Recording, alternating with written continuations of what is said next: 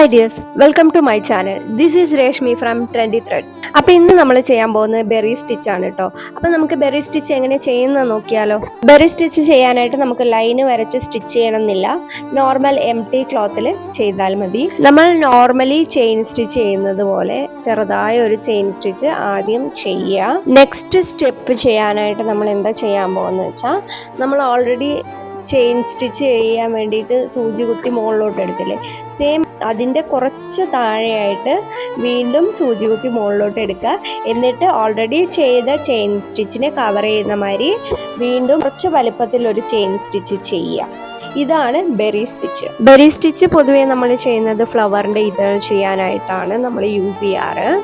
നമുക്ക് കംഫർട്ടബിളായിട്ട് ഇപ്പം നമ്മൾ ചുരിദാറൊക്കെ ചെയ്യാമെന്നുണ്ടെങ്കിൽ അതിൻ്റെ ഫ്രണ്ട് സൈഡിലായിട്ട് നമ്മൾ ഡിസൈനൊക്കെ കൊടുക്കുമ്പോൾ ഓരോ സൈഡിലായിട്ട് നമുക്ക് ഓരോരോ ബെറി സ്റ്റിച്ച് വെച്ച് നമുക്ക് കൊടുക്കാവുന്നതാണ്. അതും നല്ല ഭംഗിയുണ്ടാവും കേട്ടോ കാണാൻ.